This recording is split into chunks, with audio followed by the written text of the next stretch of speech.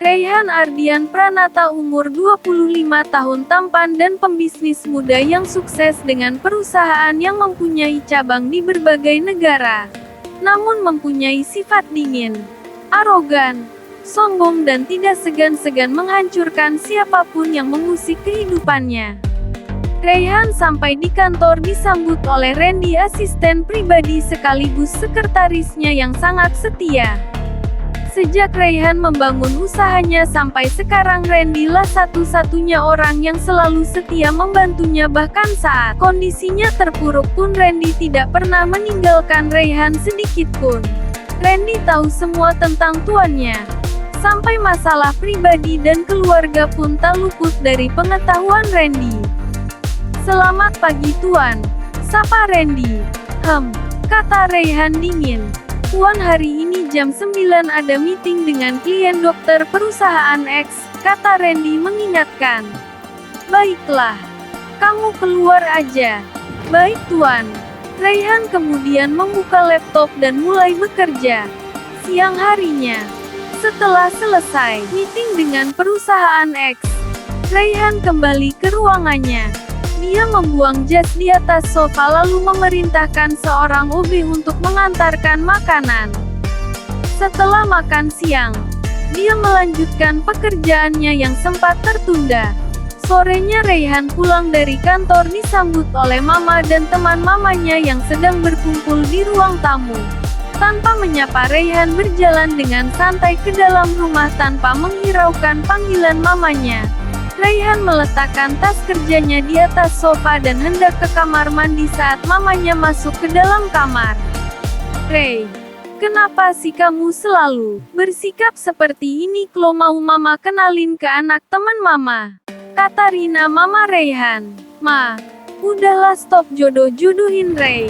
Ray udah gede mah. Kalau Ray mau pasti Ray udah cari sendiri," kata Raihan. "Tapi Ray, mau sampai kapan? Mama sama papa udah gak muda lagi. Kami juga pengen punya cucu Ray," kata Rina. "Tapi gak harus dijodohin kayak gini dong ma." Raihan berlalu ke kamar mandi meninggalkan mamanya. "Ray, mama belum selesai bicara." "Isya anak itu," kata mama Rina geram melihat sikap anak laki-lakinya yang selalu seperti itu. Mama Rina akhirnya meninggalkan kamar anaknya dan kembali ke ruang tamu. "Maaf ya Jeng, anakku itu Klo belum kenal, emang rada cuek. Tapi nanti Klo kenal JG bakal asik kok," kata mama Rina. "Iya gak apa-apa Jeng, namanya juga anak muda.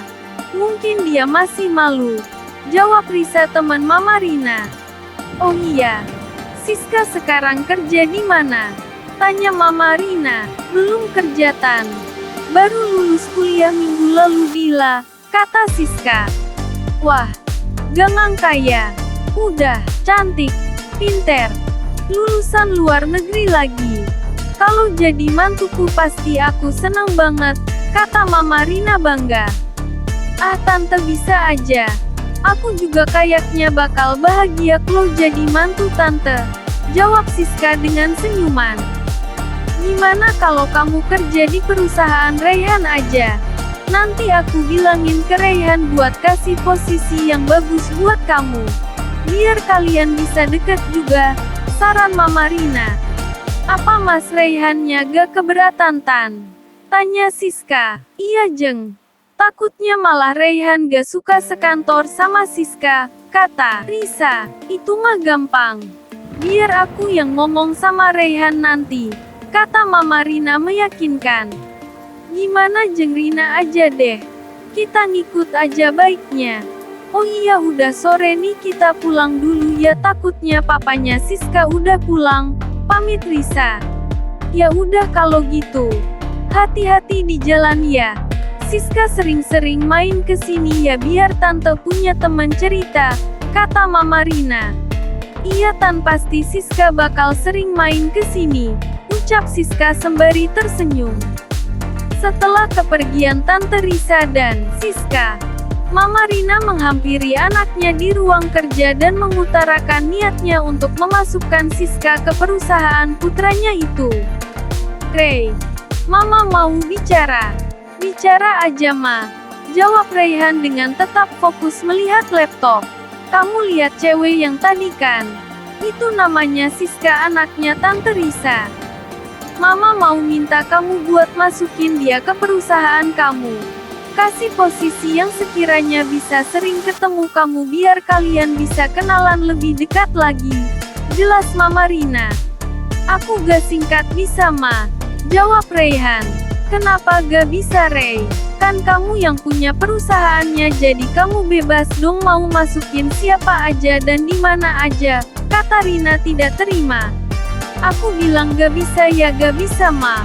Walaupun perusahaan itu milik Ray, tapi semua yang kerja di sana harus melalui prosedur yang ada siapapun itu tanpa terkecuali. Jawab Raihan dingin. Sekali ini aja, Ray. Mama gak enak sama Tante Risa. Tadi Mama udah terlanjur bilang kalau Siska bisa kerja di perusahaan kamu, kata Mama Rina. Maaf, Ma.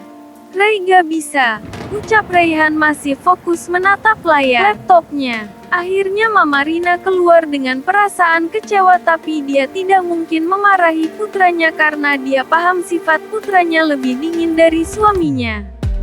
Dan sifat keras kepalanya melebihi keras kepala suaminya.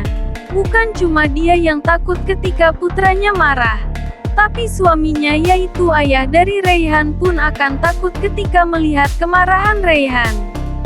Mama Rina menghubungi Tante Risa untuk mengutarakan penolakan putranya walaupun dengan hati yang tidak enak karena bagaimanapun Tante Risa adalah teman dekatnya. Di ruang kerja, Raihan memijit pelipisnya memikirkan orang tuanya yang selalu menjodoh-jodohkan dirinya dengan anak rekan-rekannya. Tidak hanya sekali tapi setiap hari membuat Raihan tidak betah berada di rumah. Tak terasa malam semakin larut. Raihan melihat arloji di tangannya yang menunjukkan pukul 12 malam. Raihan membereskan meja kerja lalu keluar menuju kamar. Sesampainya di kamar, Raihan menaruh jasnya di atas sofa lalu membuka bajunya satu persatu kemudian bergegas membersihkan badannya yang terasa lengket di bawah shower. Sebenarnya dia ingin berendam untuk membuat di dalam benaknya, wajahnya yang putih bersih, pipinya yang cugi, rambut panjang gelombangnya dan mata coklatnya yang indah membayangi benak Raihan. Padahal baru bertemu sekali, tapi sudah membuat Raihan tertarik. Ah, bener-bener otak gue gak waras. Kenapa dia mulu sih yang kebayang? Raihan memukul-mukul kepalanya berharap bayangan itu menghilang. Hampir 1 jam lebih Raihan hanya berguling ke sana kemari di atas ranjang karena rasa kantuk tidak kunjung datang. Kemudian dia menyetel musik di aplikasi Tautobe. Setelahnya Raihan pun terlelap bersama alunan musik yang mengiringi malam.